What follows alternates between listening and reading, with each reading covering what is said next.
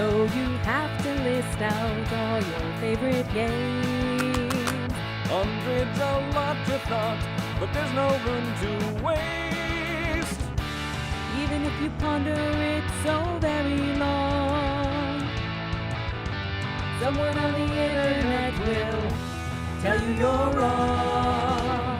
Top 100 games from the A to Z. Top 100 games. Watch a 10 live stream. Top 100 games. You'll enjoy it too.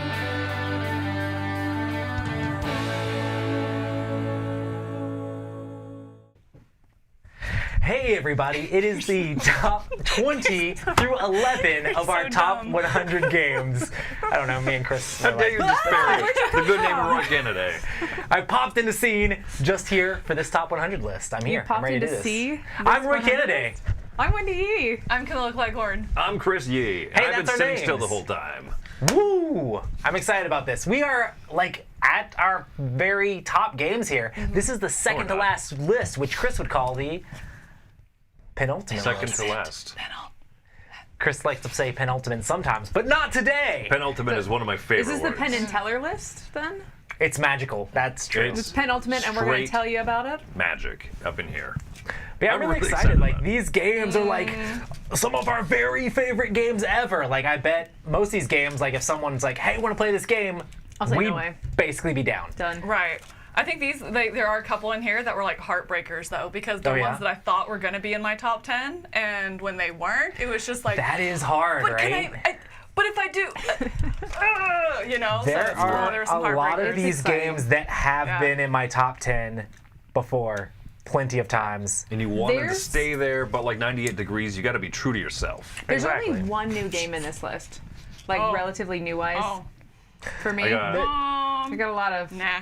I got older two games. very new things, and then a few new things that compared to my 4 years ago top 100. But a lot of these are ones that I've enjoyed for a long time. Some have shifted around though, which is Yeah, kinda cool. I think I have a couple new ones, but they're ones that have like replaced either older versions or games that had the same mechanism, something like that. You know, so like it's a new game, but it. Yeah, I do have one that's like brand new to my list, and I'm shook by how high it is. I have two True. games that are very similar also in this list. It'd be interesting to see. I have some don't guesses know how much this on what has might been be on on your other top. people's list. Wow. Either I wonder if we're gonna have some crossover. I'm wondering if we're gonna have some really high crossover. That would be kind of cool. Yeah, I'm curious about it. That's what I'm thinking might Like happen. between us, you're saying? Yeah. Between the four of us, yeah. There's a specific Oh, game. There's a that I'm talking specific about. game. A specific game we're talking about? A specific game. Which one? Anyway, starting off with our number 20. Let's do it.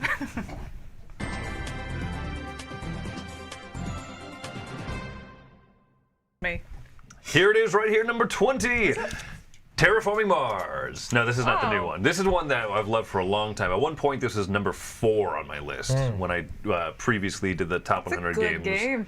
Terraforming Mars hasn't. It's funny because it's kind of fallen for everybody who's had it on the top 100 so far at the Dice Tower.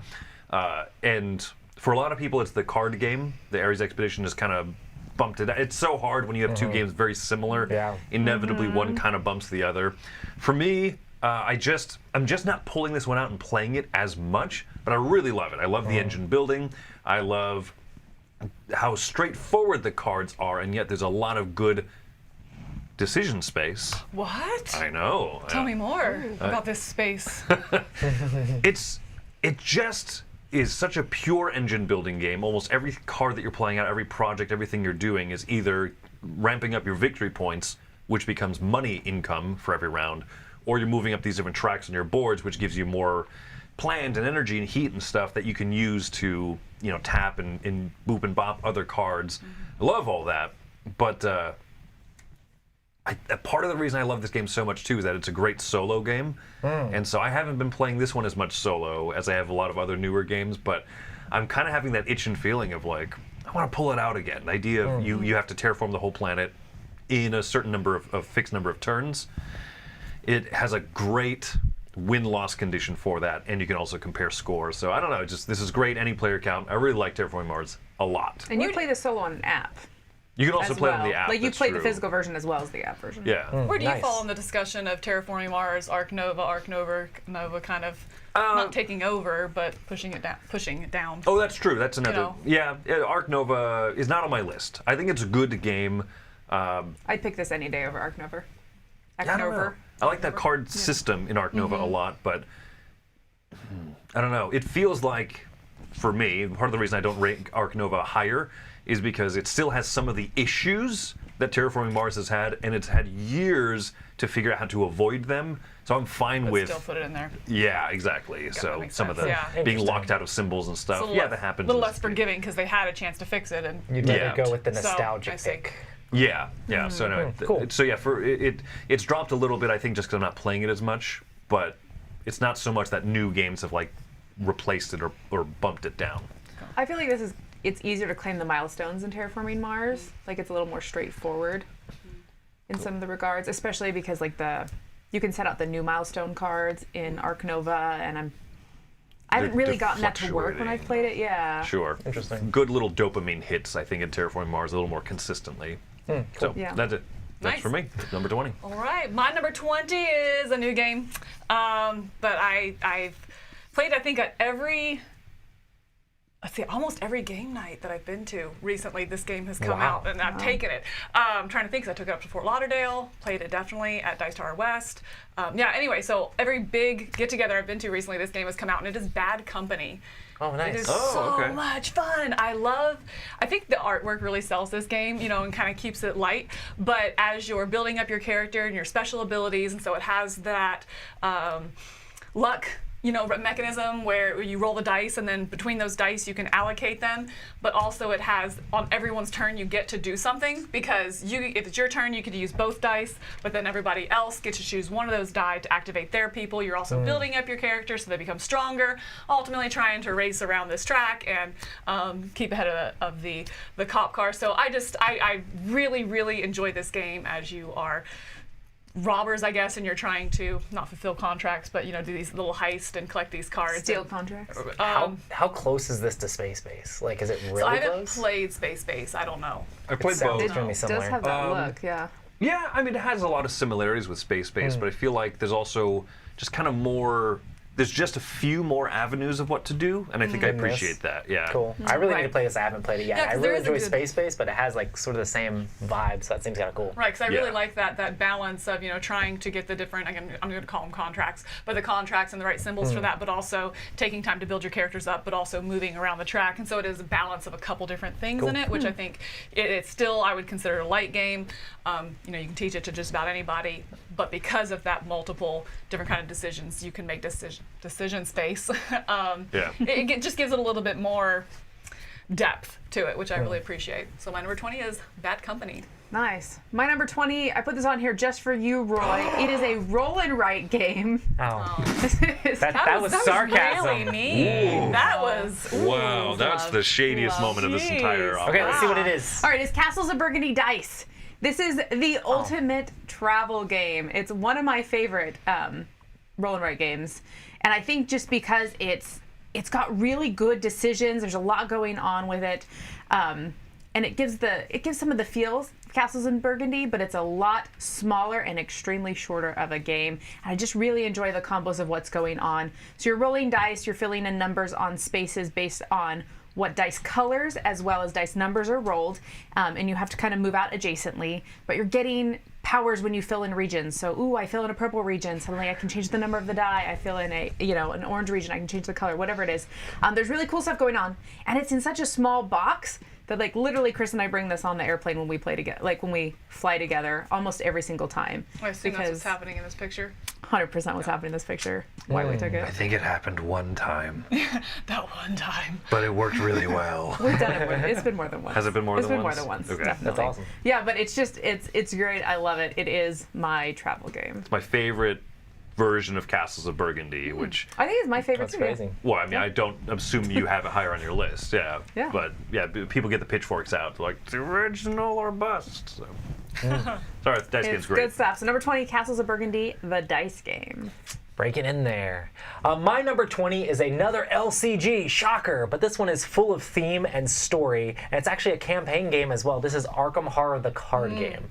So I really enjoy the way this game plays out, and it's kind of crazy. You build your deck that's your investigator, but you're going on all these different scenarios and missions, trying to uncover clues. You always have very different objectives as you're trying to deal with threats that are coming out, and the way that the cards kind of like play out and make the board, and you're discovering new locations and new cards, and all the mechanics that they kind of like put into this system are just like very interesting and unique. It just, out of a card game, you wouldn't think you'd be able to get this much story and flavor, but there's just tons and tons and tons of it in Arkham Horror, the card game. And I like the bag system, and the bag manipulates as the campaign goes along, and just the action point system on how you're using action points to gain resources and play out your cards, and you're slowly getting experience points to make your deck a little bit better. And the campaign has meaningful choices in it that can affect the rest of the campaign. If you go with these people, this is going to happen. If you go with those people, that's going to happen. And it can kind of affect how the game plays out. I've really enjoyed Arkham Horror, the card game, and I think it's a blast to play.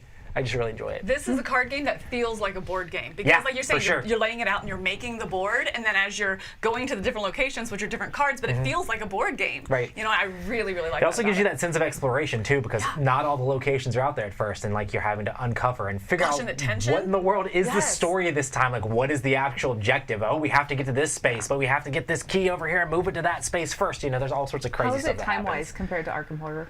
I think it's a lot shorter, and especially I've played this a lot solo as well. I mean, you can bust out a game of this in like 30 minutes if you're On an playing. airplane?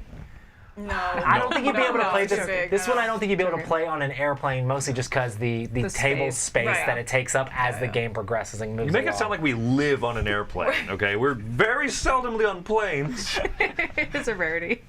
That's so plain. But yeah, I like it. It's a ton of fun. It's a Fantastic. blast. I need to try this one. I need No, to try Bonnie, it. this was not on my list earlier. We should make it happen. It's fun. So my number 20, Arkham Horror, the card game.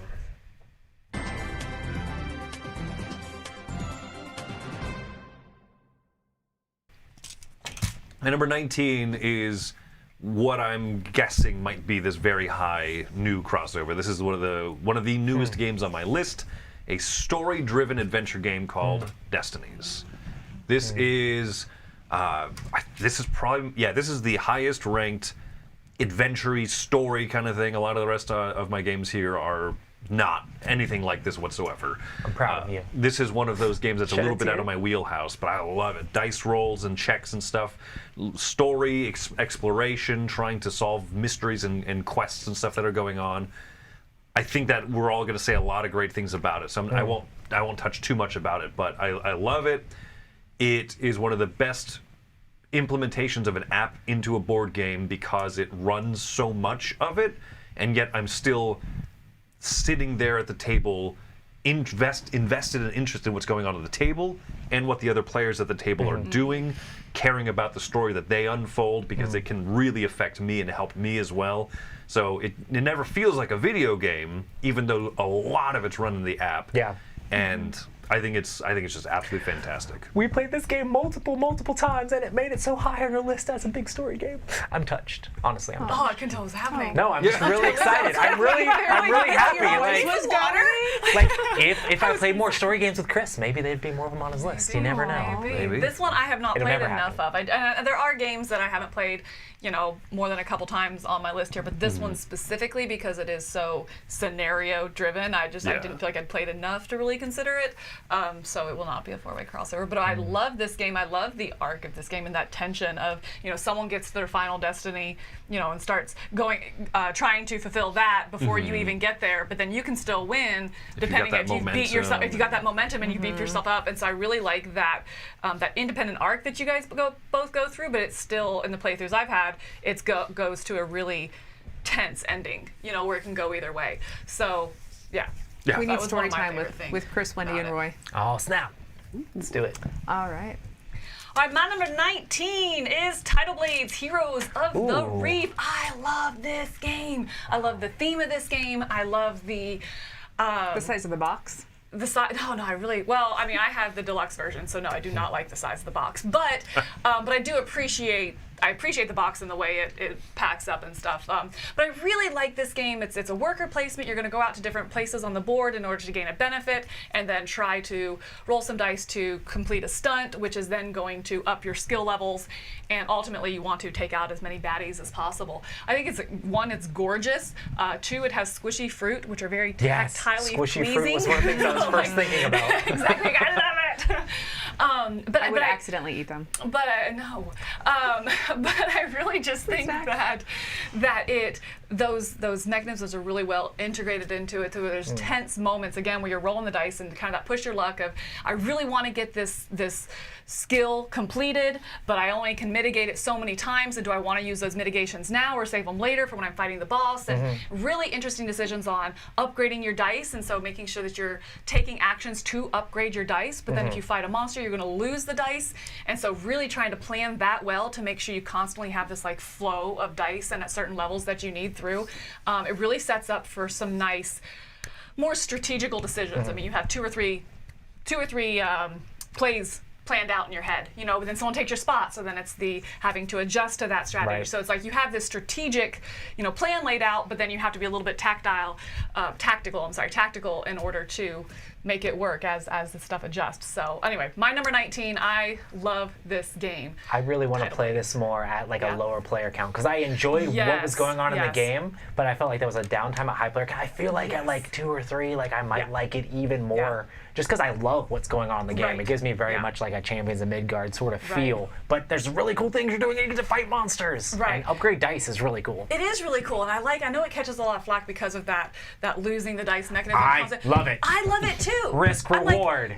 Make better decisions then. Manage plan risk. For it. I'm like, I don't know what to tell you. Make better decisions. Okay. It's not Life a big deal. is sometimes random. Coming. Prepare yourself for the randomness. Play better, noob. Signed, Camilla. Get good. Yes, there it is. Get good. I've never played it. I'm sure that I would get destroyed. But no, I agree. 3, I think I like 3 because then you don't have the 2-player variant that you have to play. But I really, I've kind of house ruled the 2-player, so we don't end up playing with a dummy. We use it for like the placement, but not for the scoring. But anyways, I definitely agree. 2-3 players max on this. So 19 Tidal Blades. Cool. My 19 is another small game, and you know what? I've got some small games and I've got some roll and writes in this 20 section, and or I guess teens is more what it is, but it's because they come out very easily when we play games. I think that's really why they're here. So this is Jaipur. It was number 37, and just in case you're looking for facts, Castle Burgundy Dice was 35. So they've moved up, and it's because we just keep playing them. Jaipur, I know it was on Chris's list, and it's just it's a very simple card game where you're trying to make sets of colors and trade them in for little poker chip things. But it's got a very cool head-to-head mechanism, and there's a lot of balancing out. Do I want to take a lot of cards into my hand? New cards are going to get revealed. Ooh, it might be something really good for Chris. But in the meantime, maybe I've got a lot of camels so I can lay stuff out and get stuff in the future. There's a lot of good, easy decisions. It's very simple to teach, simple to learn. It's great at 2. I mean, that's what it is. It's a 2-player game. And I like it. I like it a lot. I also like that it's a best 2 out of 3 kind of a thing. So you could get demolished in one round, and you can win the next 2. You know what I mean? It's great. There's so much good about it. It's good stuff. So Jaipur is my 19. Awesome. My 19 is a giant fantasy game with worker placement, air control, magic, and Luke Laurie. That is Dwellings of Eldervale. It's a fun game that I just really am excited to play, and I just really enjoy the way this game has a bunch of different avenues to try to do stuff. You're trying to figure out how to get the right places and get your guys to be dwelling in those spaces and upgrade your stuff to get more people out on the board, and being able to figure out how to get the right magic stuff and try to figure out which magic track you're going to go up. There's lots of interesting decisions in this game, and it's always extremely exciting. You have these gigantic monsters running around destroying stuff, and in this game, combat isn't, if you lose a combat, you still get compensated with swords and things like that, and you're like, that's just the resource I need to be able to do this other thing I want to do. There's a lot of exciting moments in Dwellings of Eldervale, and I really enjoy the game, and I really, really want to play it even more. I feel like I could actually see this game going up on my list, even though it's 19, if I had played it more. But I've had a blast with it. I love Dwellings of Eldervale. I love this style of game. This is my style of game. I want solid mechanics, but give me a little bit of that smash and crash things. And giant monsters. And giant monsters. There's a crossover with. This is a crossover with. Hold on. I'll think of it later. The guy running the stream? Yeah, that Mike guy. was on your list? Number 1. Dun, dun, dun! Let's play it, Mike. Let's go. Anyway, Dwellings of.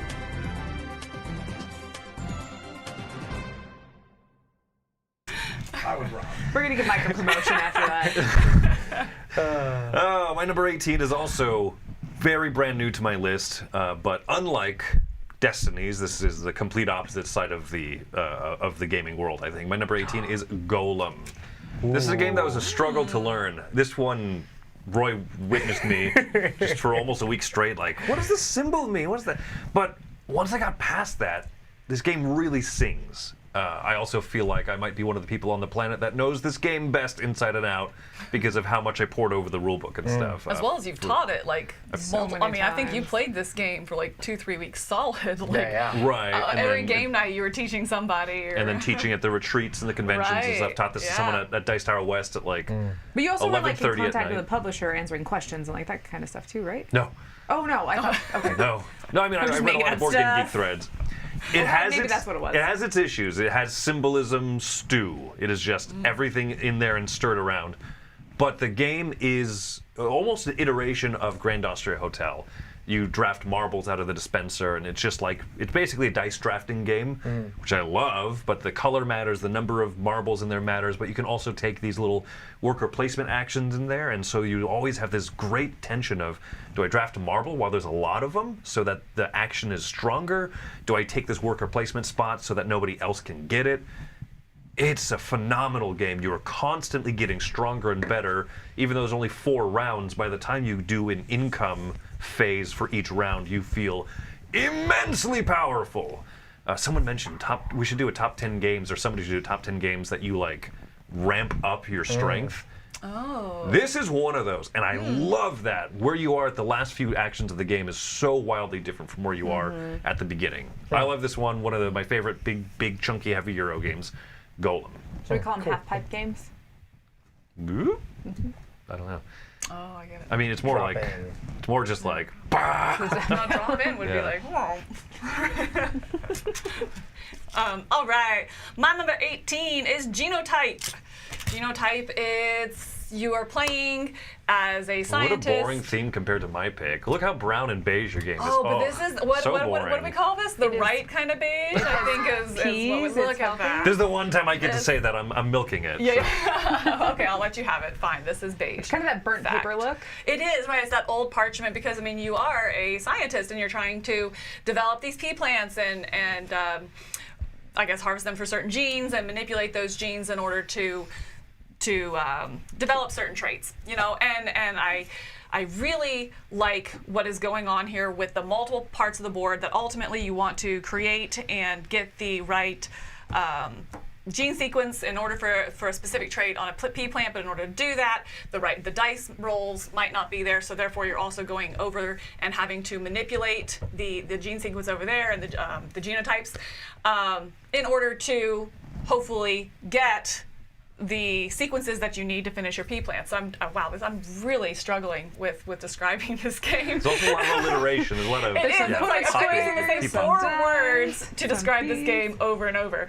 But I really like what it's doing. I like the balance. It does have this tight worker placement aspect where there's only a certain number of places that you can go and only one person can go there. So you can go to a different worker placement to get priority in drafting the dice, but then that is one of your whole workers that you're using. You only start the game with 2 or 3, you know, so money is very, very hard to come by. There's only one spot where you can get that money. And again, just that decision space of how to make these contracts work. And are you going to build up your workspace? Are you going to get more tools? Are you going to hire an assistant? You know, a lot of mitigation to what's ultimately this kind of lucky mechanism over here with rolling these dice and hoping the right genotypes come out in order to complete your pea plants. So it's kind of Euro-y, you know, I guess I would I consider like this the more way of a that you Euro. can. I like the way you can change up the way that the dice are rolling, Right. though, Yeah. so that you can it get is that what you constant, want. and you and someone else can be going for opposite things, and so there is this little like push and pull who gets there this round first, and having to adapt to that. But again, and we'll see this again on a game I'm going to talk about here in a minute. But I love Euro games that have that high level of what I call thematic integration. You know, where the mechanisms make sense and the rules make sense if you kind of get into the theme, you know. I know theme is typically thought of as more of a Ameritrashy thing, but I think it can be in Euros as well, and this is one that does it very, very well. Another one coming up that's better, but I really like this game for that. I agree. It is nice when they combine the theme with the great mechanisms, because I love mechanisms, but it's easier when you understand them. Well, easier and Like it's easier for some. For me, more fun. You know, like that's what I want. I mean, that's why I do tend to go more Ameritrashy, is because I want that high theme. But if you can give me good Euro mechanisms with that, like. I'm sold, and I love it, and I think that's what Genotype does really well. Yeah, that was my 99, and no, I don't hate it, whoever said that on the chat. 99 means good. Yeah. Means a good, solid game. That's always a perpetual forever. Okay, my number 18 is Mombasa. I just talked about Blackout Hong Kong last video, and this has a very similar card mechanic, but there's totally different stuff going on. This has tracks on every side of the board that you're trying to move up on to get like kind of majority bonuses, but also you're moving past and getting things, and you're unlocking new actions and places that you can go. There's also this very interesting almost like battle in the middle of moving your buildings, but they're not your buildings, they're colors, and so you're trying to get majorities on colors, and so you're trying to move out these buildings. And so if I'm working with Chris and we both are going for the red ones, you know, maybe we can move them very easily and get a lot of bonuses that way. Or we could be head to head. You know, I'm trying to take the spaces that his red building, he's got a lot of power in red, so I'm trying to get rid of his while I'm moving in mine. It's a very interesting push and pull that goes on, but it's not like mean and evil and terrible. It's very like mathematical. Like I can have so much movement, I can take your space. There's not like combat or anything in it. You're just moving in spaces, and there's tons of rewards and lots of things you can get, and I just really enjoy a lot about what's going on. I beat you with the power of math. I think you would find this game intriguing, even if not your favorite, because it is like area control, but nobody owns a single color. Yeah. It's how much you're invested in the different companies, and I think that's a really cool touch. Cool. They're coming out with the space re-theme of this one. Oh, really? That's crazy. Asteroid miner, moon miner, moon base drillers, Armageddon, Russell. I don't know, but yeah, I'm really interested to see what they change up in that re-theme too. Oh, cool. Alexander, thanks for the super chat. Alexander Pfister? Thanks for loving us. Bach. Oh, never mind. Okay. Woo. You know. I thought Finland. Very Based from cool. Finland. Great, so. yeah. Oh, Hello cheers. From Finland, that's awesome. Thank So that's you. my number 18, Mombasa. My number 18 is basically a game that was the predecessor to Magic the Gathering, but it's quite zany, and that is Wiz War. In Wiz War, you're trying to get 2 points to win the game. You get a point by either taking a wizard's treasure and bringing it back to your home base, and that's what it's literally called in the game, your starting space, basically. And if you can keep it there, then you can have a point. Also, if you knock out another wizard, you gain a point. So it's a point basically salad game. It's a point salad game, but there's only 2 ways to get points.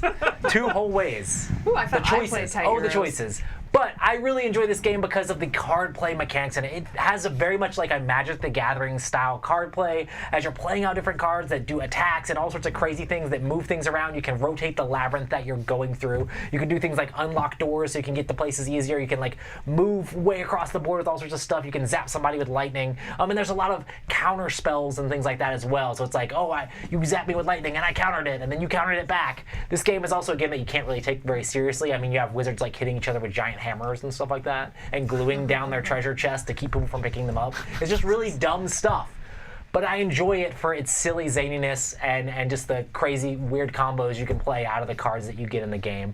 I enjoy Wiz War a lot. It's my number 18, and this is one of the ones that I love to play at conventions and things like that. And be like, have you played Wiz War? Let's play it. It's just silly fun. My favorite mechanism in the game is what my buddy was reading from the rulebook, learning at a convention, and he's like, okay, your wizard can punch a wall for 1 damage, and a wall breaks when it receives 8 damage. Like, guys, don't punch the wall. Don't punch the wall. There's crazy things like you can build walls to like trap somebody in a corner, and then they're just kind of stuck there until they play the card that allows them to literally eat the wall as their wizard. Like, he just eats the wall and heals hit points. What? I really love the feel of drywall. Yeah, it's just a crazy zany game. I really enjoy Wiz War, and it shouldn't be taken seriously, but I have fun with it. So that's why it's my number 18. Cool.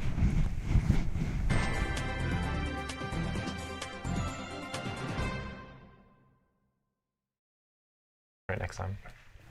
All right, so my number 17 does not involve punching or eating walls. It involves eating corn. Copious amounts of corn. My You number actually eat 17 it? is Tzolk'in, the Mayan calendar. This is a great worker placement game if you enjoy tight games, mechanically tight. I mean, rhythmically tight, because the hook of this game is you got the gears, as shown here, painted As by I Wendy. painted. Beautiful. This is the game that got Wendy into painting. It really did, yeah. Because those gears are really ugly, tan, They look like ugly PVC tan. pipe that's Ugly been out in the tan? sun Ugly for tan. like 5 years. Beige? Like No. like- like PVC pipe that's sunburnt. But not quite black burnt, but like that Like that tan, yellowish yeah. tan. yeah, they are gorgeous I think gears, yellow but they tan is called yeah. beige, isn't it? It's Like, uglier. isn't beige It's like worse. off-white is yellow? Anyway. No, But it's yeah, worse. but Okay. but they're Enough like about the these gears. cool Tell me about scopes that and stuff. game. So when he's painted them, and they look fantastic. The idea is that you always put out a worker, or put out workers on your turn, or you pull workers back. But at the end of every turn, the central gear ticks. Every gear moves forward. So the longer that you have workers out on different spaces, the better actions they will stay on, that they'll progress on until you take a turn to pull the workers back. But you can never pass. You always have to either place workers or pull back, and you can do that for any number. So it's a fantastic mechanical puzzle as you're doing this. But I also love everything that you're doing. You're building technologies and buildings, moving up tracks, and trying to get majorities and temples, and trying to unlock new special abilities for yourself. It's an amazing game. It's one that grew on me over time, and I'm so glad that we have it, because I love it. My number 17, Tzolk'in. Good. All right. Nice. My number 17, Sean just put in the comments and said that if this wasn't on my list, he would eat his shoe. So your shoe is safe. My number 17 is 51st State. Oh, nice. This is a card game in which you are building up your post-apocalyptic kind of city with different buildings and trying to make deals with other cities so that you have an income each round of resources, and then spending those resources and converting them into different things to ultimately get the most amount of points and be the best state here. What really I like about this game is kind of this engine that you'll end up building up, and depending on whatever faction you're playing, there's a little bit of asymmetry. There's not really asymmetry to it, it's more like your decisions that your exchange rate is different, and maybe your faction specifically is going to be really good at making deals, so you're not going to have as much problem making those deals and getting that income. But you're not going to be as good as building buildings, which is where you're going to need to be using those resources in order to convert them to different resources. And so it really kind of, your individual faction strength might help you kickstart the beginning to get that engine running, but that is a little bit different for everybody, so you can kind of see those different strategies.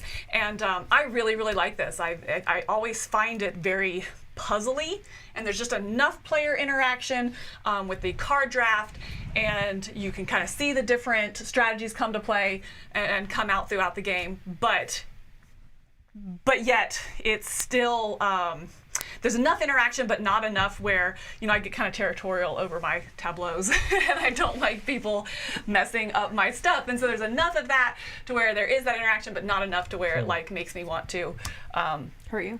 do actual violent things. You always want to do actual violence. Do the violence. I always think about violent things, but I don't actually want to act on this. This game's a real sweet spot for me. Sure. And again, it's post-apocalyptic. Yes. Gosh, Still need to play this. You haven't played Yeah, I this? haven't I haven't played it. I like tableau building Boy, games. I feel and like this you and seems- I could have like our own Kutcha-palooza here. Yeah, Like- I really like this. I really, should really work like on. this game, I think. I'll just go home. I've played this already. Oh, look at that. Well, okay, well, the three of us I was in this that time. game, Camilla. You're forgettable. Oh yes, you were there the first time I played it. Yes. That's right. Oh, whoops. Chris is always there. Yes. He's always playing games. He's just like The silent sneaks in watcher. constantly. He's like, He cannot interfere. He just watches and observes. Right? Anyway, True. yes, 51st And State. wins. That's what. Very No, good I one. got smashed that game. Oh, the artwork in this one too. I love it. Oh, okay, sorry. I'm gonna stop gushing. Check it out. It's my turn, It's Camilla. really It's good. my turn. Fine. It's my turn. Check It's out my 51st turn. State. It's great. It's my turn. Okay.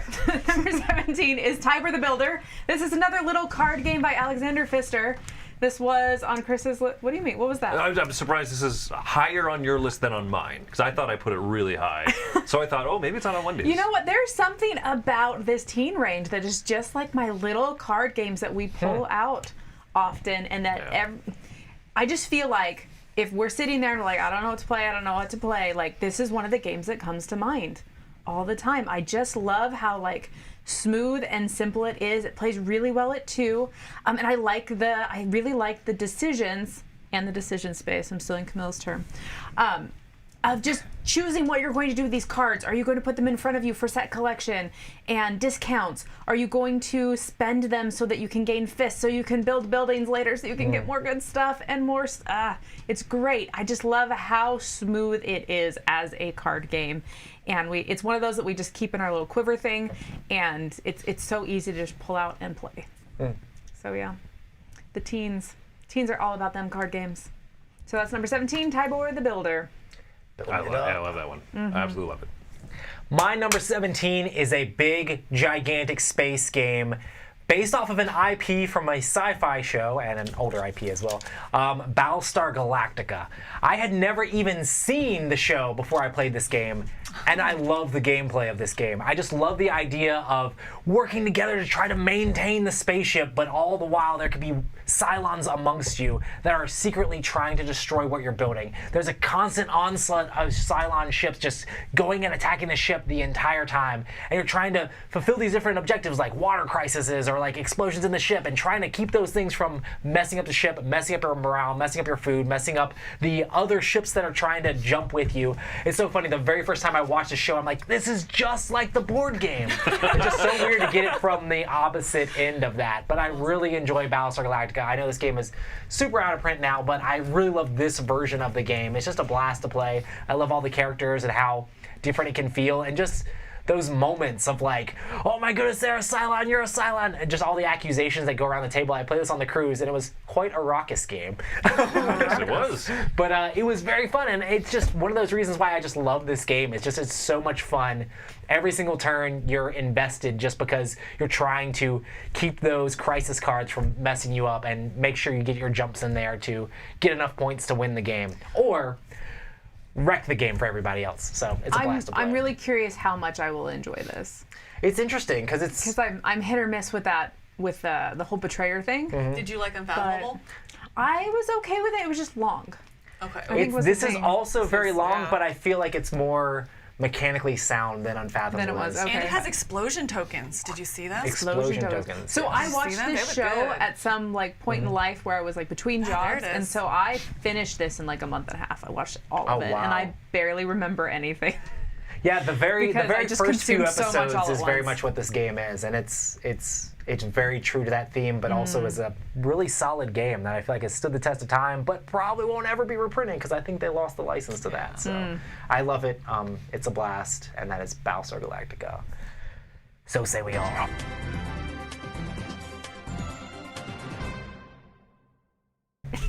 All right, my number 16 is a small distillation of engine building. I already mentioned Terraforming Mars. I love that idea of engine building games. This is one of the most pure and most fun and zany engine building games. It's called Gizmos.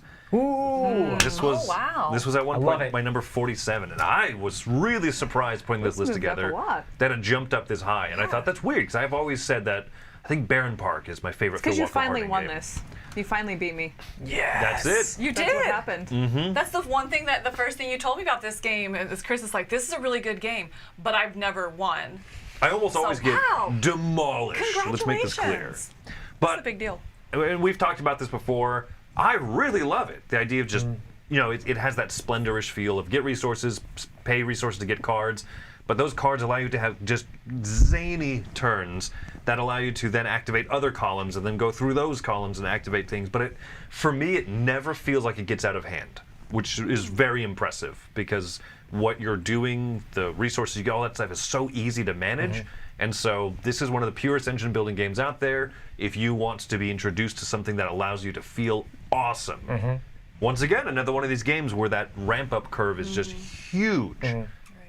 Gizmos. I feel like My the number 16 cards is the right amount of cards. Yeah. Like Yeah. once you Yeah. get, like that's an end game trigger, and once you get there, you feel like you're just doing a bajillion things. Right, yeah. Is this a four-way crossover? Like, has it you? been said by? I It's haven't definitely said on my anything. list. Okay, well, I know it may be a four-way crossover. Oh, okay. This okay. game is. Just I really like I this game never a lot. thought about comparing this to Splendor, mainly because this one's fun. Yes. But yeah, I can see that. yeah. I will admit there is a little bit of similarities. One is just good. Well, yeah, the Splendor engine is so small, right? The Yeah. last few turns you take in Splendor feel like the first. Not in Gizmos. Right. That's why I Splendor like it. needs a Prelude expansion. There you go. Done. My number 16 is, I have played so much of this game. This is actually on the top 10 we did for top 10 most played games. Marvel Champions, the card game. Heard of it. Have you? Okay. So it's a game that I played a bunch of. I've traveled a lot with it, played it a bunch of my hotel rooms. My last job, I did a lot of traveling. And I loved playing this solo, and then I kind of tabled it for a while, and I've been playing a lot more recently. Just had a chance to play with Gwen Stacy, and she's so much fun. I love it. Anyway, You met Gwen Stacy? I was Gwen The Stacy Gwen Stacy. for like The Ghost 35 Spider. minutes. Oh, dang. It Reaction. was fantastic. Yeah, exactly. Reaction. So I really love the deck building in this, that you can customize it. Do you want to be more aggressive? Do you want to be more protective? You don't want to have more allies. You can kind of customize that deck. But the deck building is so simple at the same time. Because I think a lot of these can be intimidating to get into, where it's like, you have to deck build, but you have to understand really all the nuances of the deck in order to be able to deck build, and it can kind of seem overwhelming. I think Marvel Champions takes all of that out, and it's just like so simple. Do you want to be more justice or more aggression or more leadership? What quality do you want? And so it's just so quick to deck build and get into the game, and I love that about this. It's a very approachable LCG. And each new hero comes with a pre-built deck, so you don't even have to deck build if you don't want to. You just take it out and just start. And I think that is so smart and so smooth in this game. But yet, as you do get into it and you want to play around a little bit, I think, Roy, you even said you have a character or a baddie that you always play against when you get that first deck, just to try out a brand new deck, which means you just bought new material for it, and within 10 minutes you're already jumping into a game with what feels like a custom deck. Very different character. And I love that. And I think, again, I've traveled this game, even if you don't want to take the whole box, you can just take a bad guy and a good guy, I've done that too. I've played this on a plane several times before. It's so smooth and so quick to get into, but yet you feel so connected with your character, and I love that. I love Marvel Champions, the card game. The living card game, the card game, the card game. That is living. There you go. Nice. All right, my number 16. This one's actually for you, Roy. This is Rolled West, the roll and write game. Wow. So much love. This is painful. I thought you were going to be serious. It's Breaks I know. for you. We're all just sinking in our chairs. I have Roy. negative interest in playing these things, especially because know. how much Wendy likes them. How No, I'm much I just love kidding. them. This one's extra beige. Someone said the last one was Beige beige. I do like Right. D12s, like I said when Beige Kristen roll and did. write. Yeah. Could Roy hate me? Mining, mining like is the D12s. theme. Okay. Just pretend this is Western Legends, the dice game. You're all right. I like mining. I can definitively say that this is my highest roll and write game. And I just love everything that is going on here. It is such a small footprint, and it is a quick game, but there are so many options and choices. This you can pick so many different strategies to go in. I want to focus in on gaining a lot of money and moving along these tracks and get little point bonuses. Or I want to really focus in on the little boomtown thing and I just want to get a whole bunch of spaces there. Or maybe I'll use that to just get a couple powers and then I'll expand out. I'm gonna really go for these terrain types and build up those tracks and get majorities and get extra points from that and lots of stars. I'm gonna fulfill contracts. There's just so many things going on this board that you can't do it all, and you can't even do it all amongst two different games. It's so cool. I love all the decisions, and I really like that if you can't use all of your resources that you get in a round, you can always save one. That's so great. You also can get one on other people's turns, and so it mitigates a lot of that luck. I love everything goes on about it. I play it at almost every convention. It's very quick and easy to teach, and it's just really good stuff. So it was on your list already, right? Yeah, absolutely was. Yep. So number 16 is Rolled West. My number 16 is a game that's normally in my top 10, so it's dropped a teeny bit for me. And this is because I just played this game to death. I have played it so much, and there hasn't been any new content for it. And this is Blood Rage. This is my favorite out of that Eric Lang trilogy of like God Pantheon games. I really enjoy Blood Rage. I really enjoy the decisions you make in this game. I love the drafting. Like the drafting is half of the game. Like it's so important what you draft, and then you have to execute those things on the board based off of what the other players do and try to set yourself up in the correct position to score as much glory as possible. There's lots of interesting combos that you could have in the drafting of those cards, whether you want to be trying to actually lose combats with Loki strategy stuff, also knowing that stuff exists so you can counteract those things, trying to figure out how to set yourself up, because maybe you want to just put a whole bunch of guys that will die in Ragnarok. Maybe you just want to do the different area control things so you can get a lot of glory that way by doing different quests in the game. Being able to draft all these different monsters and kind of knowing which ones are going to be super powerful to help you be able to win the areas you need to win. I've had a blast playing Blood Rage, and I think I played this game a massive amount of times, and I've tied like twice in the game. I think maybe technically the last time I played it, Sam technically beat me after we recounted the scores. But other than that, like I've never lost this game. Like it's been crazy because I've played it a massive amount of games. I love Blood Rage. I really, really enjoy it, and it's been a blast to play, and I've played it so many times. But that's another reason why it's slightly slipping, is just because I feel like I feel like I've seen what this game has to offer. I want more cards to draft. It's a drafting game. I need more cards to draft. But see, as somebody who I played this for the first time on the cruise. Yeah. And so just getting into it and playing with very experienced players. It's terrifying. It was awful. I I mean, bet. pretty much I just sat there and just watched them The problem is like this game is so, because there's not new things influxing into the drafting pool, like the combos are known. So if you play with people that know that stuff and you're not there, then you're right, and I wasn't, and so I really just felt like I watched them meta the whole time, and I'm like, even though there's randomness in the cards you get dealt, it's extremely deterministic as well. This is like this game you can like math out and like go really hard, like it's a heavy euro almost. This is Food Chain Magnate, the Viking game. Right. You can set yourself up to make sure you're scoring points, which if you're not new to the game, you're not going to know how to do. Or if you're brand new to the game, you're not going to know how to do that. And so I feel like that's where this game kind of struggles, is at this point finding people to play with. You know, me, a new player, playing with 4 experienced players, it was like, that's like playing a heavy Euro with 4 experienced players that are out for blood, literally. Yeah, exactly. And so it's kind of like, I'll just watch you guys meta. And but I could see how it would be good. So again, for them, it's also frustrating because it's like this new player. Like, why do we have this player here that's inadvertently just messing everything up? Right. Like, in this game, it can actually mess a little bit of stuff up, because like if you're winning combats, you should be kind of trying to lose. Then you can just be throwing somebody a bunch of points, which is weird. Right, exactly. And so I think that maybe kind of suffers too. It's just there's kind of this growing divide as people not overplayed it, but played so much of it. Definitely they're very overplayed. meta. And the other one's like, hey, I want to get into this because it seems like my kind of thing. Oh, wait. Mechanically, though, I love the mechanics, and I love the way the game comes together, and I love the combat system and the smart design choices in this. I just need new things to play with, Yeah.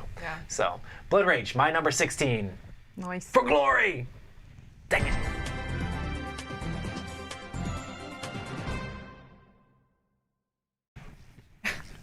All right, my number 15 is a game that has a delightful theme. I'll just go ahead and say it. The game is called Viticulture. Really like this theme. This, and like Wendy's pick, this includes everything, right? You want to throw in the expansions, you want to throw in the cooperative version of it and everything. I really like all of it, and the fact that consistently new stuff for this game is all good. That's a rarity. Usually there's an expansion that you're like, I don't know about that one. But Viticulture is a fantastic worker placement game, growing your vines so that you can harvest grapes and turn it into wine and fulfill contracts. But there's just a lot of fun different ways to be able to win. A lot of it comes through those cards that you draw, which are random, but I love being able to pivot and say, I was going to fulfill this contract for some points, but I'm going to use these cards that I've been taking actions to get new abilities, and I can use this to glean a few extra points this way, and I'll do this one to accidentally build up some of my farm quicker that lets me do this other thing. So I like it. It's a weird mix between strategic and tactical play in a worker placement game like this, and I think that's why it really sings for me.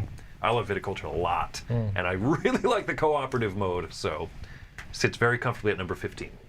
This is one of those games that if you had a desert island, like stuck on a desert island, and you wanted a game to be 3 different games, like if you had all the expansions, I mean, it feels like 3 different games. Sure, basic board, Tuscany board, co-op board. Co-op board, yeah.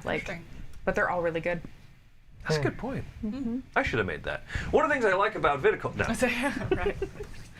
My number 15 is one that I was talking earlier that I said kind of replaced another game. It actually is still on my top 100. And this is Final Girl. So I'm talking about Hostage Negotiator here. Oh my gosh, Final Girl is so good.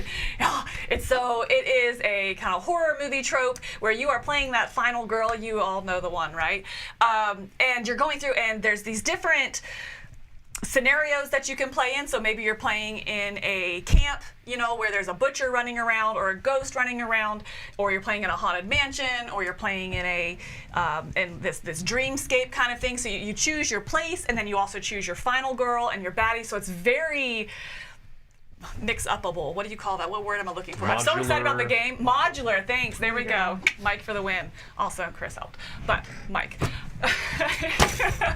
So it's very modular in that with where you are and who you're fighting against, and they all have these different personalities that you have to go against, and so there's just that endless replayability for this. Again, I spoke a lot about Hostage Negotiator, how much I like the dice mitigation in it and how it catches a lot of flack for being over lucky. Yes, luck plays a huge amount into this, but the discard system to where you can turn turn dice into successes versus building up your hand and playing out not just your hand right now on what you want, but what you're saving for the next round as well, and getting the amount of time, saving the time so that you can buy the right cards. It's just so much goes into this with the mitigation and the thinkiness, and it's very reactionary, which I think just fits this theme so well, because you have no idea where that guy's going to pop up, right? It is nothing but reaction, and this really pulls that theme through.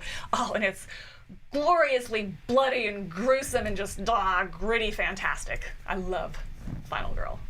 Gritty fantastic. You heard it here today from Camilla. It's yummy. My number 15 is a much less violent game. This is Istanbul. That guy's got red rubies. Those are actually like people's stone hearts. So he ripped out of his body very like. Tell me more. Yes. So Istanbul, Chris already had this on his list. There are so many crossovers at this point because we're getting the end of this. But you have these discs and you're moving around lane one at a time on the action spaces that you're going to, and you can take those actions, but you also get to take the action again when you pick it up. Also, if you run out of discs, you have to like make your way back to this fountain to get them to all pulled back. That's poor planning on your part. Don't do it.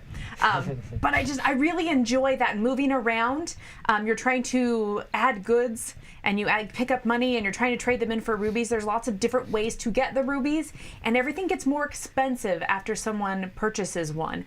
And so you're like, ooh, I'm really good at getting red stuff. I got there first. Awesome. And I traded to get these rubies, but then, they got more expensive. So I have to pick a different route. Maybe I have to build up my cart more so it holds more so I can come back around and trade in multiple colors to get rubies. Or maybe I'm getting money, but I have to find I have to get a special power to let me get money easier. Like there's just so much going on, and it's, using your word, it's a very modular board so that you can switch stuff up, and it changes what is easier to get. So sometimes the trade-in money gems and the place where you get money easily are very close to each other. And so, you look at the board and you say, I think that's the right strategy.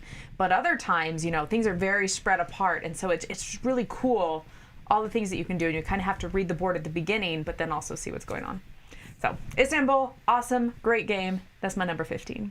Stone Hearts. Oh, snap. Oh, I pointed that perfectly. Did y'all see that? Oh, that was perfect. Amazing. I'm so you so got good. skills. And I can't do it again. And now, He's just like poking right in the eye. Look how smart I am. Okay, my number 15 is a hidden movement game called Spectre Ops. This is a hidden movement game by Emerson, and I basically just love how solid this game is. I love that you have one player that's an agent, they have cool special powers, and then there's players that are playing the hunters, those also have cool special powers. You also have items that you can kind of utilize, and the agent's trying to sneak in and get to these different objectives and be able to flip those over. And the whole time the hunter is using all their powers to kind of like track. They have a car they can jump in and drive down the aisles and try to like figure out exactly where they are. There's cool line of sight system where you can kind of like look down an aisle, and the person's gonna have to try to sneak around you without you seeing them, because if you see them then they have to place a token, they ran through here, but then maybe they had a decoy card, or maybe they had some crazy smoke bomb so you couldn't see them. There's all sorts of crazy stuff that can happen in this game, and I really enjoy the puzzle that is Spectre Ops. I've had a blast playing this. Plays great at like 2, 3, or 4 players. I really enjoy the way this game like puzzles out, and this is my favorite hidden movement game. I really enjoy the genre, but this one just kind of stands above a lot of the other ones because of how easy it is to get to the table and how like fun those cool special powers and all the different characters are. I love a lot of other things like Fury of Dracula and stuff like that, but this one just feels streamlined and solid, a lot of the way a lot of Emerson's games feel. I love imagining those like big fat monsters like the werewolf fitting in a tiny little car. Yeah, it's great. And that's kind of how it is, like, oh, let's all jump in the car. Let's Get go in the down car, thing. losers! We're finding hidden espionage people. I love too, like the car has like this heat-seeking tracker. It's like, oh, they're in the Northeast. You're like, how'd they get there? You know, and it's just so satisfying as the agent, being able to like stand still and they walk right past you, and then also so satisfying as a hunter, and then like you're able to figure out and math out exactly where they are and land on that space and roll a die and smash them. It's just a lot of fun. I really enjoy Spectre. It's another hidden movement game where like if you find them, you still have to attack them and take them out. So you find them multiple times during the game, and you're actually like, hit them with the thing and then blast them, and then their hit points are down. They're running for the door. Like, we gotta block the exits, but there's too many doors. You can't block all of them. It's a lot of fun. That's cool. So Spectrop's my number 15.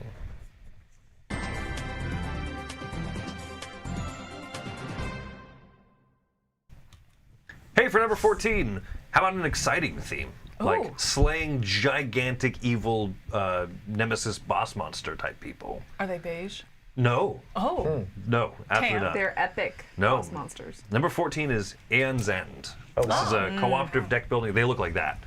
And worse. This is a cooperative deck building game. There are many boxes, including a legacy box that we played through, and the legacy box is probably my favorite because you get to customize the mages. But everybody has a mage that has a different special power.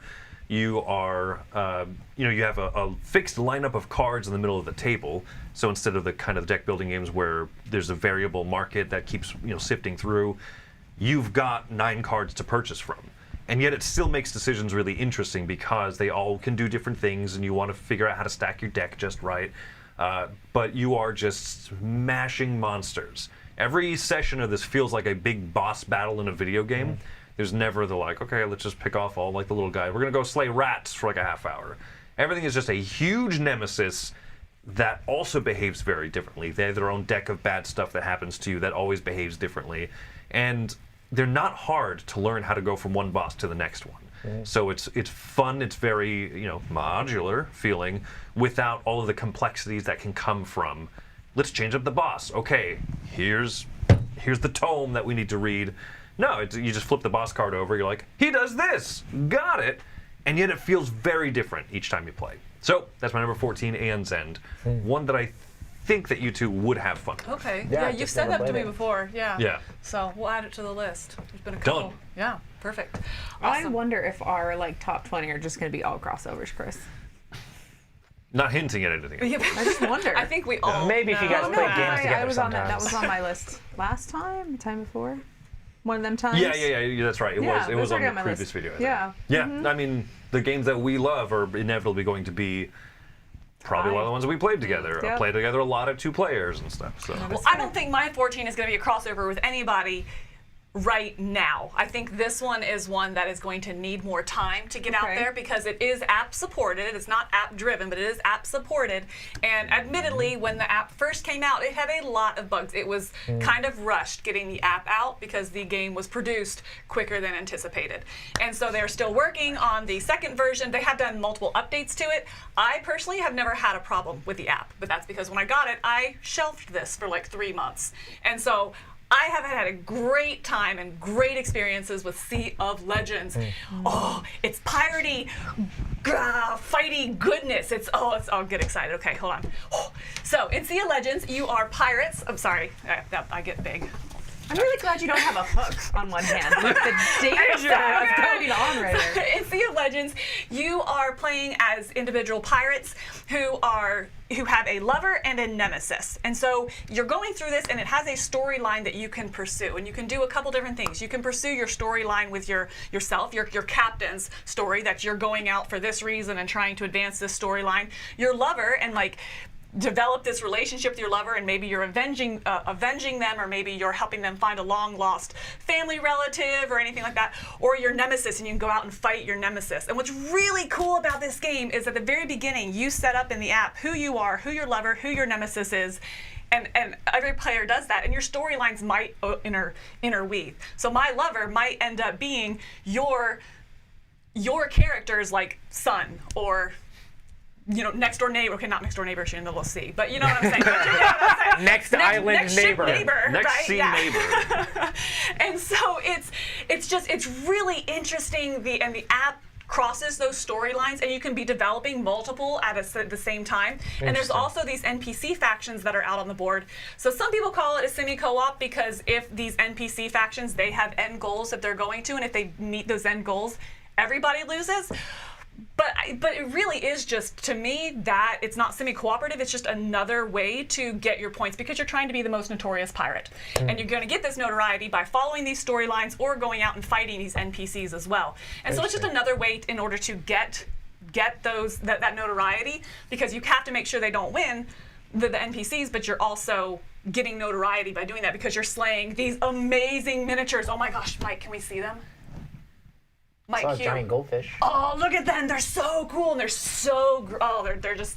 gorgeous miniatures. That one's half painted. But yeah, I can't say enough about this game. I've never had a problem with the app. I feel bad for those that did, and maybe it kind of tainted it. But I think now that they're fixing it and kind of have this new version that's coming out, we're gonna see. I hope we see a lot more of this game. Because I love this game. I love teaching this game. I've played it multiple times, taught it a couple different times at our retreats, and I hope to in the coming up ones, because I want this game out there more. It's so good. Yay! It's so good. All right, my number 14 was 17 before. It's moved up a little bit. Also, Istanbul was 10, just for those who care. This is Baron Park. This is an awesome Phil Walker Harding game. It is very polyomino, which I love. I love polyominoes. They're so fun, puzzling out and matching things and connecting stuff. And so what you're trying to do is you're trying to build this bear park. There's 4 different kinds of bears that can be in your bear parks. And koala bears are not bears, but they're in there anyways, asterisks. But it's awesome, because you're trying to fill in spaces, and it's everything is about rushing, or what do we call it, like a race to certain points. So if you fill in spaces, you get these bear statues, and the first one to fill it in gets like an 18-point bear statue. The last people to fill in the last spaces get, ones. It's a huge change in points and scores. But also you have objectives, so maybe you're trying to connect your rivers in a certain way, or you're trying to have the most bathrooms in a location or something. Like there's just stuff and different things. I want to have the most goby bears or whatever they are. And so it's very cool how everything is a race. So of course you can't win every race, but you're trying to win as many as you can while expanding out and growing your park. It's just very cool. It's very cute. I love what's going on, and I like theme parks. I like polyominoes. I like Phil Walker Harding. I like bears. All comes together. All here. happy and wonderful. Baron The Park. ultimate trifecta. So it's my number 14, Baron Park. The best trifecta of 4 things ever. Gummy bears. Oh, I do love gummy Oh, bears. gummy bears. Yummy. Gummy Baron Almondies. Park. Yes. That would be a hilarious expansion. Fantastic. Gummy bears. I want it. Get us on the from phone, My park to Phil here and there, Walker everywhere. Harding. Okay, my number 14 is Unmatched, and this basically for me is all of the Unmatched stuff. This is the first set that came out, Battle of Legends Volume 1, but I love Unmatched. I love the Jurassic Park stuff. I love the Marvel stuff. I love all this stuff together, and I love mix matching it and battling with all sorts of different stuff. I've had a blast playing Unmatched, and it's just one of those games where you just have a character and you have a deck and you're trying to battle the other player with this deterministic like card flipping combat. Like, we're both secretly putting out attacks. Does my attack be your defense? And trying to figure out how to manage running around the board and keeping your hand full so that way you can defend against your opponent and being able to utilize those powers the best you can. I've had a blast playing Unmatched, and I love this game. It's a lot of fun, and I love all the sets that have come out for it. It's been really fun. So I recently played with the T-Rex, and it was intense and hard. But, really hard. But you beat T-Rex, didn't you? I beat the T-Rex. I think you are. Yeah, that was. So, It was very yet to beat it. strategic, like.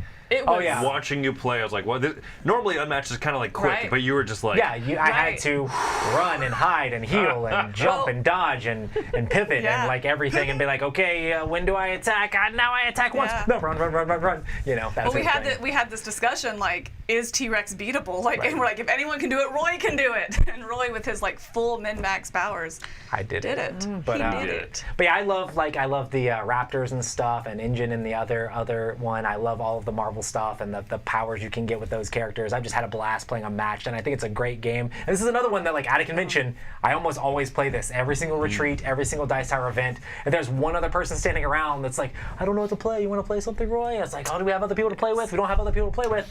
Let's play Unmatched. You know, have you played Unmatched? Let's play it. It's just so easy and it's so quick and it's just so fun. And you I can mean, be Ghost Rider. and I definitely get wrecked in this game sometimes too. So it's But do you it's get fun to play. punch a wall? I mean, really, that's the ultimate question. No, but you can pick up things and smash people with them in the expansion, Marvel the wall thing. You can pick up like a punching. mailbox and like hit somebody with it. Oh, that's cool. Wiz Yeah. War Unmatched, yes. There you go. There you go. It's a blast to play. Unmatched, my number 14.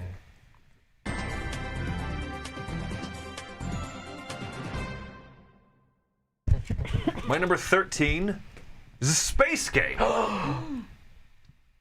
Yeah, you shouldn't be that excited about it. It's The Crew! Oh, I like the crew. Yeah. Or an underwater game. Either one. They're pretty much the same. Well, Wendy told us before they're pretty much the same, right? Space and underwater. But you definitely do like So this it's one the same better, though, spot. right? Oxygen. It's the water space. I think so. I'm trying to figure out. So Wendy and I have played through. We played through all 50 missions of the original The Crew. It was like our pandemic lockdown game. You know, we were like, let's just do this. It's a nice. It's like thoughtful and yet. I don't want to call it brainless, but like it was an easygoing thing for us to pull out. We played through all 50 of it in a few months, and I like the 2-player variant a lot. I really like it. Yeah, I think got some your back there. I think some people kind of wrote it off, but I think it works super But we should well. write them off Super, because super it's good. really good. Yeah, but it also works great up to 5 players, I think, and any player counts like fun and great. I wonder if the original is not better at 2 players than the difficult objectives of Mission Deep Sea, the second one. But either one is fantastic. I like the different missions and stuff in the new one because it just mixes up and makes each game feel more special. Than like, oh, I need to get the red 4 or whatever, right? But fantastic trick-taking game. My favorite one. It's difficult in a way for people who haven't played trick-taking games before, but it also is such a good primer on how do you set cards up to other Yeah. people. When do you? How do you set yourself to be able to lose and to win tricks when the need be and everything? It's a phenomenal game, and I foresee it being around for a long, long, long, long, long, long, long time. I don't really like trick Like taking games. 20,000 Leagues Under the Sea long? I don't Just normally about. like trick taking games, but the fact that this is cooperative like makes me really enjoy this game and trying to figure out that puzzle of like how do we pass the card and what information do I give to the other players to help Yeah. them know like I'm the person that needs to get this or I have this in my hand, it's going to prevent me from doing the thing I'm supposed to do. That sort of thing is really fun. Same thing. I'm not a lover of trick-taking games, Right. but because of this, where it's like you're trying to read other people for the, group good, I think was really intriguing. I as well. I'm with you on the 2-player variant. I think, in a lot of cases, that has been my preferred way to play with the wow. Jarvis system. Like I There's really like like more it. control, but also plenty unknown still. Right, and maybe it's just because there's not as much to infer because there is some of that open There's some information. There's information. shared Yeah. open information, and so I think it takes that barrier down a little bit as well. But yeah, I really like the Jarvis system in this. Yeah, no, it's fantastic. Yeah, very good. Number 13, either of the crew. If they come out with another one where you're in the middle of a volcano, who cares? Just give me more. I like it. Right. Yeah. Volcano spelunking. Yeah, it's seems the really rage dangerous. on TikTok Spelunking. these Ooh, days. That sounds. Nice To get does those- not those promote molten nor support metals. the idea of volcano spelunking. There you go. My number 13 is Imperial Settlers, Empires of the North. There we go. Oh, wow. Like, what's the? And that's the Long important name. part that I forgot. The Empires of the North. This game is compared a lot, I think, to 51st State. Right, I It was does have surprised similar. that this is higher. And I really like the theme of 51st State, but I think the engine building is so much smoother here in Empires of the North. I really like the farming aspect where you have to harvest at the right times and you have the 2 free actions out on that little circular board right there, and the engine that you can get set up in order to refresh different buildings. I think it's the rounds I find are a little bit, this is maybe just in my plays, but a little bit longer because you can have a really I don't want to say complex, but kind of overlapping and interwoven engine down in your own tableau. And I feel like this one's a lot more satisfactory. For some reason, in my plays of this, it just seems like I always have a bigger, more complex engine, and I really, really like that. I like the individual factions of this as well, which again, similar to 51st State. But I just find it's enough of a little, I wouldn't call it asymmetry, I'd call it more of like an edge or a little bit of a play style, kind of advantage, that it's really interesting and just kind of keeps it fresh with each play as you bring in the different factions and stuff. So I love Empires of the North. This game just sings for me. Oh my gosh, it's so cute, the little guys, and like they have their little personalities, and there's one that has a penguin, and I want a penguin, but I can't have one because I live in South Florida, so I can have one in this game.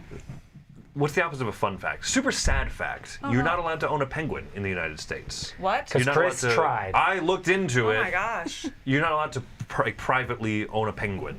So that movie, So that Mr. means- Popper's Penguins, You really full can't. of garbage. This is. That means you need to own a zoo. Therefore, I will We own. bought But I don't want I'm a gonna, whole zoo. I'm gonna own That one of was those our Tiger solution. King zoos. please don't. I'm gonna be the penguin king. We're already in Florida. You don't need to we stereotype don't us need that to much go more. that- yeah, right? In 5 years, if I'm not the penguin king, I will have publicly dishonored myself. You're also allergic to every animal in existence. But not the penguin, I'm sure. You don't know about the penguin. You know, He needs to own probably. it to find I'm out. sure of it. Yes, Florida, United States are holding you back in finding out if only you're thing. allergic to penguins. Poor disadvantaged For person. science. There you go. Okay, Also a good game. It's true. I don't think that was on your little prick test. Penguins. Yes, my 13 still nudges out 51st States for me again, just because the smoothness Interesting. that I have found in the tableau, the village that you can build out is Empires of the North. I gotta try that one because I like Yeah. 51st State. Right. I Alright. really like this one. Find should try it. Smoother. Fine, I'll teach you. Well, my number 13 was already on Chris's list today, and that is Tzolk'in, the Mayan calendar. Yeah. This was number 7 on my list before. It was in the top 10, and it just barely moved down. I'm feeling that feel that you had, Camilla, of like, Oh. I really like this game, and I love a Oh, it's lot hard. about We're getting into it. the It's- heartbreaking ones. It really is. The puzzle of when I place a worker, I want him to get to a particular space to be able to pull him off and make that action happen. But I also have to do it at a time where I want other actions to trigger, because if I'm off that one step and I pull back a guy this round for an action, but then these other ones I have to wait another turn, then I can't put more dudes out to replace them the next turn. The decisions are so good. Also, there's tracks. Also, yes, I loved painting that gear. It was so fun to that's when I learned about washes and dry brushing, and dry brushing is the key to painting this thing. It's wonderful. I love so much about this. I just can't gush more. So gushing happens. There you go. Number 13 is Tzolk'in, the awesome Mayan calendar. Awesome. So for my number 13, the spice must flow with Dune. Maybe not the Dune you were thinking of. This is the old school Dune game. I grew up playing the original version of this game, and it's made by the same designers as Cosmic Encounter, and I just love the area control in this game and the fact that you all are very, very asymmetrical different factions as you're going out and trying to take over different areas on Dune and trying to take over the different strongholds. If you get enough of the strongholds, you win the game. But then there's also these interesting shifting alliances that happen during the game, which are very much like an integral part of how the game plays as you're trying to figure out exactly who you ally with, and if you ally with somebody, you give them bonuses for that.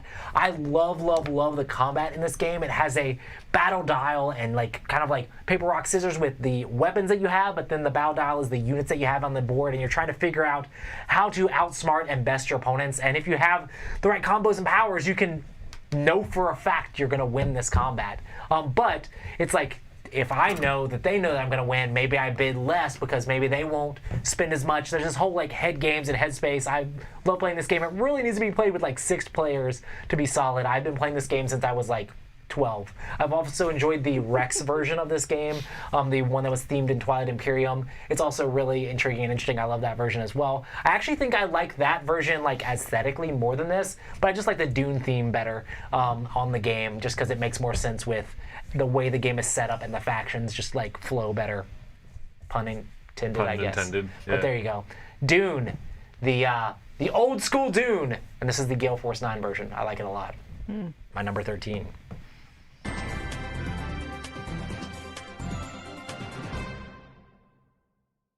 On the cruise. Well, there you go. I'm so smooth. So smooth like butter, like criminal undercover. My number 12 was that was some hip hop for you there. For me specifically. for you. Channeling your Because Korean. you know. Yeah. Anyway, hey, my number Korean 12 game is called King Domino. Wait, what did that have to do with hip hop? It had You nothing said to do sm- with the you said crime smooth. scenes. It had Oh, nothing I to thought do you were with talking being about this smooth. game. I thought that was a great segue. That transition Made was no not sense. smooth. This game That's what it was. This game is smooth like butter. Like a criminal, it's undercoverly rated. I don't know. Anyway, so It's a domino game. It is a domino dear. game. I love this game. I almost genuinely did not ever try this game because I thought the title was really stupid. I know that sounds like a stretch for me, but I was like, how could this game be fun? It's a little like tiling domino game or something. This is my number 12. I know that's going to surprise a lot of people, but I find it to be just one of the smoothest games. I love the turn order mechanism. You can grab the best tile, but you're going to go last. You can grab the least good tile, but then you'll get to go first. And this mixes enough small mechanisms together that it becomes, in my mind, just a great game that is both welcoming and easygoing and fun and light, but also has some good strategy, has some good spatial decision making with it, risk and reward, and for whatever reason, this game just resonates with me. My favorite version is still the original King Domino, even though Origins and Queen Domino and the expansion are all that stuff is good, but this game is fantastic, especially with 2 players, where you have 2 of the meeples each, and you're Doing the able. 7x7 grid. You're doing the 7x7 grid with 2 meeples, and so you can draft 2 tiles per turn with that risk of, do I grab a lesser tile to go first, greater tile to go last? All that mixed together is a fantastic 2-player game. I think that's my ideal play of it, but I will also play this with 3-4 players anytime, and I'll play any version of it, basically. I love it. King I Domino. really like the 7x7 grid. It's so good! There's so much more you get to do. Oh, cool. Yeah, Yeah. it's so good. All right. My number 12, yes, is not a game about killing or blood. In fact, it's probably the opposite of that. It's about mating animals. And it is New York Zoo. It is my highest polyomino game. Are there better polyomino games out there? Quite possibly, but they're not set in a zoo, and they don't have meerkat meeples, and they don't have flamingos, and I love this game. So in this one, you are trying to make a zoo, and you are trying to be the first one to fill out your entire zoo by building different pens and putting animals in those pens, and you want to have 2 meeples of the same animal when you go around the rondelle, and it is season for them to mate, because then you get to put in another meeple in there, because that's how it works, when 2 become 3. And so they just keep mating until you actually fill up the entire pen, and then when that happens, you get to put some sort of attraction in there, and that helps you fill up your whole zoo quicker. Do you And have penguins in your zoo? I always have penguins in my zoo. Meeples. Yeah. Penguin Penguin meeples. meeples, Those yes. penguins are so dapper! Really, I don't know. They're actually my least favorite of the meeples in this, and I think it's because Dishonor on you? they're so big. Dishonor I don't on your family? understand why they're so big. That penguin would eat that flamingo. Yeah. Okay, let's talk about like a that bear. penguin versus kangaroo. Come on. He's a in dire real life, penguin from the Lovecraft universe. Hey, New Zealand anciently used to have like 6-foot tall penguins. Really? Yeah, so this is like Well, Jurassic so does New Park. York Zoo, apparently. Yeah. You see these meeples.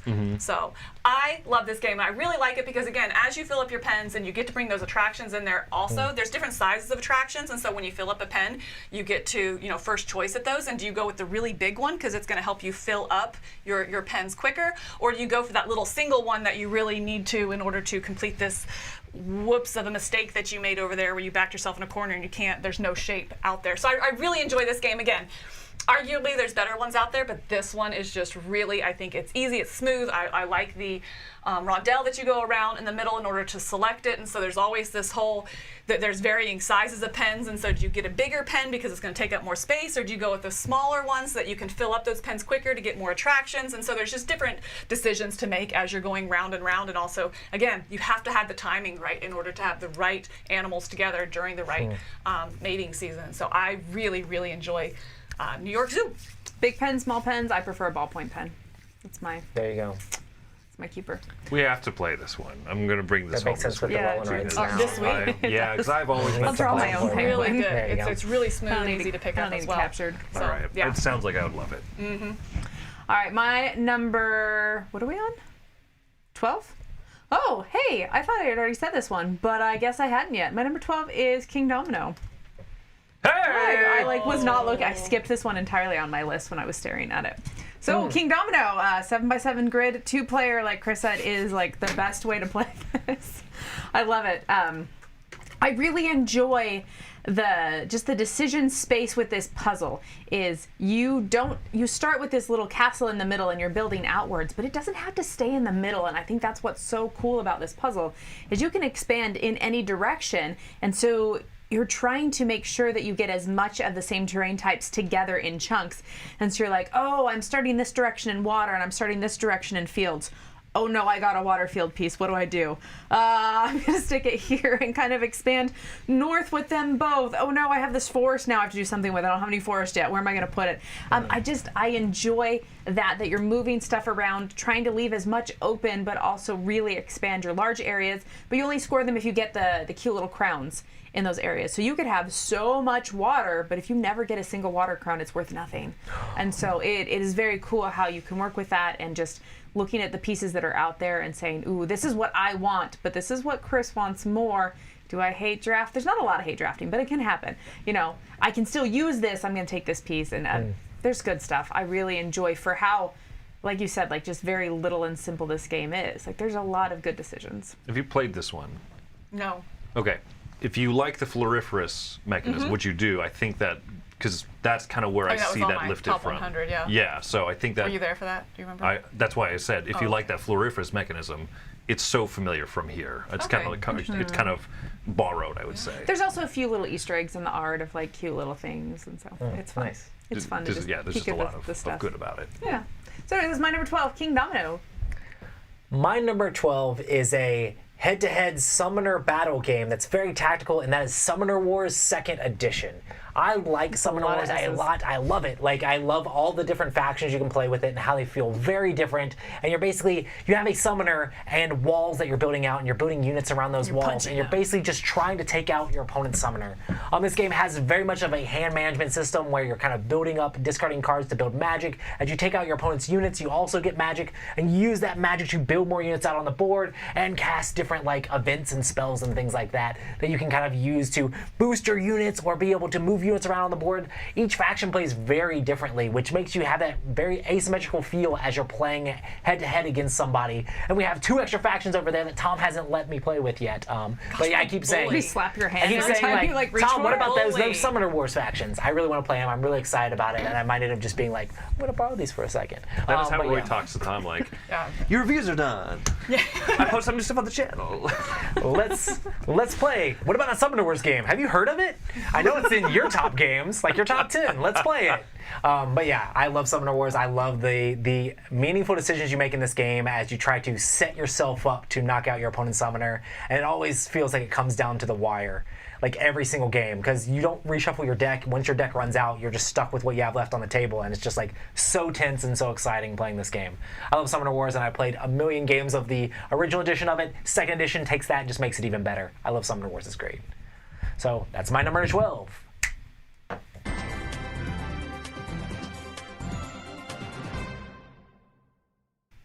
All right, last for today. King Domino was 18 before it moved up. This is a game that was once number 2 on my list, and it is now down at 11.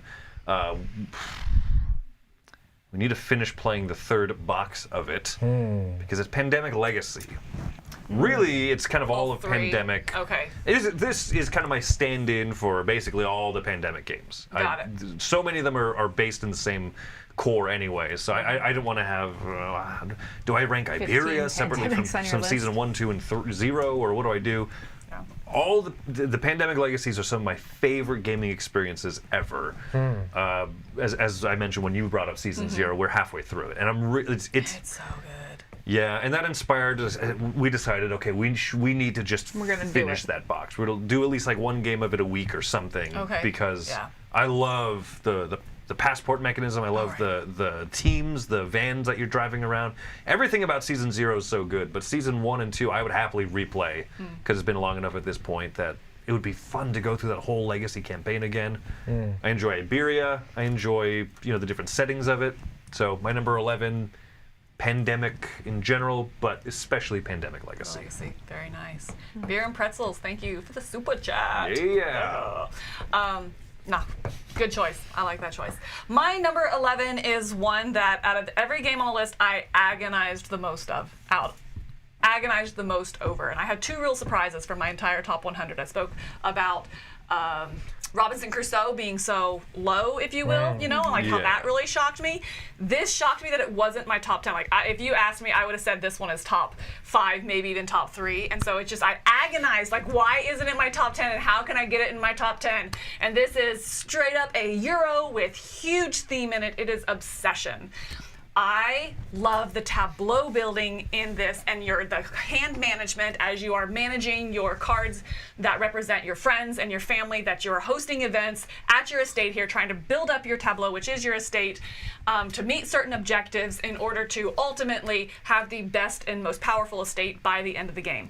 This goes back to this pure Euro mechanisms that have theme so well integrated that you can just make sense and you see the story coming to life as you play through it. I absolutely love it. It's so, again, smooth. Okay, that's my word today. It's been decision space. It's been, today's word is smooth. It's really about the smooth gameplay. This one can, I think, drag and higher player counts, because your turn is so step by step, and there is very little interaction in this outside of the market and what you're going to go and hire in order to build up your estate. But I think that can really be rewarded by multiple plays because you can plan ahead because there isn't that much player interaction. It is kind of a multiplayer solitaire, which I do not think is the dirty word we make it out to be. I am totally okay with multiplaer solitaire. Absolutely. That's not a problem for me. And I think so because of that you can plan those turns ahead of time. The more you play it really does help this game run really smooth. But that being said, I've also played it with new people, and I don't feel like there's a huge disadvantage for new people either. Blood Rage? So it's not, no. And so because of that, it is a really even playing field. And so I love it. You can see the designer's passion in this game, and the way he interacts with the community and the changes that he's made responding to critique and that kind of stuff. And I love this game. Again, it's a Euro that just oozes theme. And it just makes for those really neat moments where you're like, oh, I hosted a game of cricket! Yay! It's just it's just, I had 4 ladies accompany me! Yes! Yes, it was fantastic. And I have the love match of the season. It's great. I love Obsession. I'm so sad it's not in my top 10. I would have thought for sure. I have shocked. not played this yet, but really, I think I should. it kills me that it wasn't, and I agonized over it, but alas, here we are, my number 11, Obsession. Fantastic game. I would play it at 2. Because I played it at 4. That was long. And while it was good, it dragged, so I would play it at 2 for sure. I think playing 2, maybe 3 on the longer board is my favorite way to play because it extends it, and so you really do feel like you get a better tableau built up, and you feel like you accomplish everything. When the end of the game comes, you're like, I'm good with it. Whereas 2 on the shorter board, I just don't feel like you ever get that until the last 2 rounds, and it's a little bit less satisfactory. 4 on the long board, like the one time that I played, was really You long. played 4 on the long? yeah, that we did. Oh. It was Whose good. suggestion was that? Don't call him out. Tell me later. His name rhymes with Brian. Oh. Start at the beginning of the alphabet and go to the second letter. My number 11, Obsession. All right, well, my number 11, I don't think is going to be on anybody else's list. But this is the game I've taught the most this year, and this is Boon Lake. I like this game a lot. The very first play of it, I was a little overwhelmed with decisions because there was so many decisions. You have cards in your hands, and they're multi-use, and you're not sure what you're going to use them for, and you have so many cards. But then I realized after the first game that most of those cards you don't ever use, so you need to pick 2. and then be like, oh, the rest of these are just going to be currency. And then I was in love with this game. This is one of those that as you're moving along, you're pulling stuff off your board, which gives you greater income. And so you start out feeling like, I'm never going to be able to afford building these cards. Like, I don't know how I'm going to do stuff. But then as you're progressing, you just get bigger and stronger. And so you're like, by last year, you're like, I'm going to be able to do everything. And then you still can't. And it's like, okay, I love it. I love so much about it. Also, the action selection is really cool. Every single action that you take, you choose it and you take an action, but then everybody else also gets to take an action along with you. And so it's very cool because there's not tons of downtime. You get to do something on every single person's turn, even if it's just drawing some cards or playing a card or trading a card for money. Like, there's always something going on. There's so much to this game, but it all is very logical. And so as you explain it, you just kind of work down the actions. It's very clean to teach, I feel like. I don't feel like there's a lot of, oh, and don't forget this. Oh, and don't forget this. Oh, also there's this. Like, I just feel like visually it's very clean. It's a great game. It's long, but I love it. So Boon Lake, number 11. I'm surprised. Yeah. Yeah. That's really high That's for awesome. like a new game. It usually takes you a that's the lot of thing. time for a game to warm up. It really does, but I think it's because I taught it so many times that, like, there's just part of me that's like so excited to play it again because I've played it a few and then, like, I just really want to play it more. Very cool. My number 11 is a crossover with Chris in this chunk of games. Oh, King Domino! This is the gigantic story, well, not gigantic, but the storytelling game that Chris was talking about. This is Destinies, app-driven. I really enjoy Destinies. I love the fact that, like, it's basically really good as like a 3-player game, I feel like, because you all have like crossing paths that you're kind of going after some of the same stuff. And you're having these different destinies that you're trying to take care of and like complete. But the whole time, I really enjoy just the way they resolve like the different skill checks in this game. You have 3 different skills, and you have little pips that you're moving up and down that track, and you're rolling dice trying to get a number to meet the number of successes. But as the game goes along, a lot of times when you fail, you'll get experience that allows you to manipulate those. You also get items that allow you to manipulate those, and it's all about trying to figure out where to go. Like, you're in this scenario, different things are happening, you have your objectives for your destiny, and you're trying to figure out what paths do I need to take. Oh, I heard a rumor that there's this thing over here, let me go over there and try to do it. Oh no, Chris is trying to run over there before me, let me get there before he can to try to like take care of it, because we might be on the same path. But maybe you have to pivot paths and work towards your other destiny that you have. I've had a blast playing this game. It's just really cool, the story that comes out of this. Like, win or lose in this game, I just enjoy uncovering what's going on in the mystery of each scenario that we're playing, and it's just a blast exploring the game as you go along. So I like Destinies a lot, and it's extremely high debut on my top 100 at number 11. For sure, man. Good stuff. Yeah, that's really. I really have to play more. Yeah. Oh, you should. You have it in the library. It's a lot of I fun. know, yeah. It's just I want to. Oh, the storyline. It's just finding and somebody that discovery. hasn't played all of them. already ahead of me. You know what I mean? Right. Right. Yeah. And so it's like, oh, okay. Yeah. So we need another convention so I can play with new people who for sure. haven't played ahead of me. Download that app. I've definitely forgotten Vanilla. chunks of it, so I would happily play this again. There is that. Like, you don't explore everything every Right. time, and once And if you you get play a different ability, character, yeah, you're going Right. to You're have gonna get different that stuff. right. I mean, then I know that, but it's Yeah. just I just need to play more. Yeah, yeah. Play more I would be games. like, play again with me, and then I blood rage you. Right. You're like, I remember nothing. It's kind of hard to blood rage somebody in this game. You have to. It's just you're just there for the ride most of the time. Yeah, It's such yeah. a good ride. The writing is so good. The fact that you could be pursuing the same thing, but it has different story as to why each person is pursuing it. The endings are so fun that I've replayed some of the scenarios like solo and just seen a different story path go through its end. Right, and just I love like Phenomenal. the discussion afterward too of you don't realize what information you gave away in reading Yeah, your for state. sure. You're like, Yep. wait, that meant something to you? I thought that was just flavor text. And you're like, oh, you know. And it's like, wait, why did they all of a sudden like change course and Pivot, start yep. booking over here? And yeah, I really like those moments. I'm very curious about the. Thank you, Jeremiah. Thank you, yeah. Jeremiah. Yeah. I'm very curious about the user-made stories because it is complex to make one of these yourself. yeah, So I'm very curious absolutely. if anybody that's really good at writing, because I'm not, could make some awesome stuff out of this. I'm sure it'll come.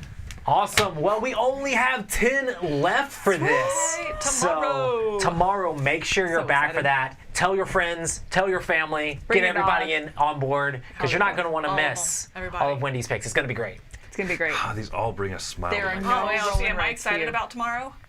I'm excited about Hopefully tomorrow. all of them. Little bit. Lots and lots of good games. Oh, I'm probably gonna talk a lot tomorrow. All right. But it's been awesome having everybody here. We're going to 2-hour get top 10. back to doing our other stuff. We're going to be having a crowd surfing extremely soon. So make sure to jump in on that and hear us talk about the Kickstarters that are coming up. And game founds. And game founds that are coming up as well. But yeah, so make sure to check back for that. Until next time, I've been Roy Cannaday. I'm Wendy Yi. I'm Camilla Cleghorn. I'm Chris Yi. Have fun playing all the games. Yeah.